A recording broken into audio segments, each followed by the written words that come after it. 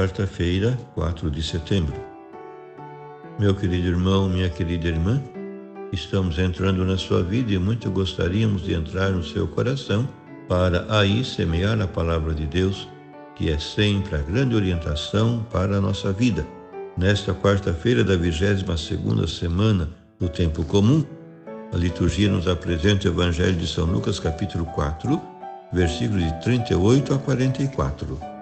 Naquele tempo, Jesus saiu da sinagoga e entrou na casa de Simão. A sogra de Simão estava sofrendo com febre alta e pediram a Jesus em favor dela. Inclinando-se sobre ela, Jesus ameaçou a febre e a febre a deixou. Imediatamente, ela se levantou e começou a servi-los. Ao pôr do sol, todos os que tinham doentes atingidos por diversos males os levaram a Jesus. Jesus colocava as mãos em cada um deles e os curava. De muitas pessoas também saíam demônios gritando: Tu és o Filho de Deus. Jesus os ameaçava e não os deixava falar, porque sabiam que ele era o Messias. Ao raiar do dia, Jesus saiu e foi para um lugar deserto. As multidões o procuravam, e indo até eles, tentavam impedi-lo de que os deixasse. Mas Jesus disse: Eu devo anunciar a boa nova do reino de Deus também a outras cidades, porque para isso é que eu fui enviado. E pregava nas sinagogas da Judéia. Meu querido irmão, minha querida irmã, na linha narrativa do presente Evangelho de Lucas, que segue aqui fielmente Marcos, observamos 3 partes. Primeira, cura da sogra do apóstolo Pedro. Segunda, cura de numerosos doentes. E terceira, atividade missionária itinerante de Jesus. Nas numerosas curas que esta passagem evangélica refere, realiza-se o programa messiânico de libertação confiado a Jesus, o ungido do Espírito, como pouco antes ele mesmo expôs na sinagoga de Nazaré. Já que muitas das leituras evangélicas ao longo do ano litúrgico se referem a atos milagrosos, como os que assinalam a passagem de hoje, é conveniente refletir sobre o dado evangélico dos milagres de Jesus para os entender devidamente. Esses relatos de milagres inserem-se nas regras do gênero literário que as narrações de prodígios constituem, conforme esquemas estereotipados e numa linguagem que não é científica, mas popular.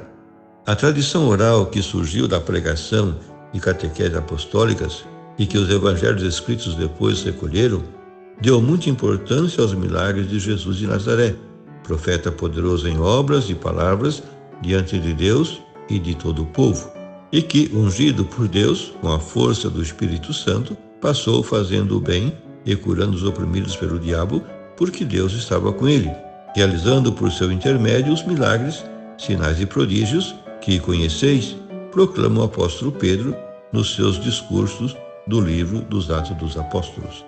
A estatística evangélica dos milagres concretos de Jesus, não contando com os frequentes sumários ou resumos em que se incluem milagres sem os especificar, soma 35, dos quais 30 se encontram nos 3 evangelhos sinóticos e 5 em São João. Dos sinóticos, é Marcos quem dá maior realce aos milagres do Senhor, dos quais menciona 20, intercalando-os funcionalmente como ilustração dos ensinamentos de Jesus. A maior parte dos milagres são curas de doentes e endemoniados.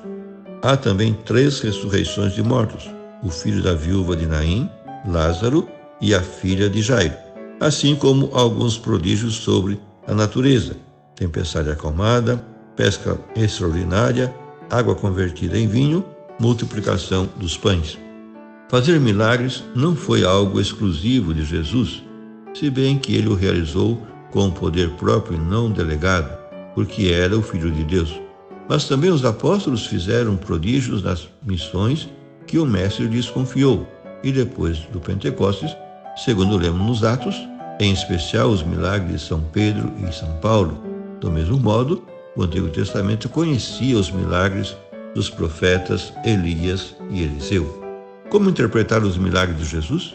Na perspectiva libertadora do reino de Deus. Ao realizar os seus milagres, Cristo não se propôs fazer alarde da sua categoria divina, algo a que já se opõe nas tentações do deserto e em numerosas ocasiões em que se nega a capitalizar o êxito da popularidade que tais prodígios lhe davam. Por isso, temos de retificar interpretações que hoje se tornam antiquadas. Assim, por exemplo, ver os milagres sobretudo como prova apologética da divindade de Cristo ou como simples amostra piedosa da sua bondade e compaixão. Os milagres de Jesus devem ver-se na perspectiva em que ele mesmo o fez por diversas ocasiões, como na sinagoga de Nazaré e na sua resposta a João Batista, isto é, a partir da libertação integral que o reino de Deus, inaugurado por Jesus e presente na sua pessoa, traz ao homem a quem Deus ama. Segundo a definição escolástica, o milagre é um ato contra ou sobre a natureza, como quem viola uma lei natural, mas para a Bíblia é uma manifestação do poder salvador de Deus. Porque Jesus estava ungido com a força do Espírito, mostrou-se Senhor da natureza, milagres sobre os elementos, Senhor da vida e superior ao pecado, curas, vencedor do diabo, cura de endemoniados, e da morte, ressurreições, a imagem da sua própria ressurreição. A história evangélica dos milagres está intimamente vinculada à fé dos agraciados por Cristo e estimula-nos ao compromisso libertador da fé. Por fim, rezemos. Nós te louvamos, Pai, porque Jesus passou fazendo o bem e curando os oprimidos pela doença. Com seus milagres a favor dos pobres e doentes, inaugurou a esperada salvação do teu reino para o homem que tu amas com ternura de Pai. O seu exemplo estimula-nos ao compromisso cristão a favor da libertação dos mais abandonados. Por isso fazemos nossas as alegrias e esperanças, tristezas e angústias dos homens do nosso tempo, especialmente dos pobres e de quantos sofrem. Acolhe-os a todos na festa do teu reino. Amém. E a você, meu querido irmão, minha querida irmã, que me acompanhou neste encontro com a palavra de Deus, desça sobre ti a bênção de Deus Todo-Poderoso, Pai, Filho e Espírito Santo. Amém.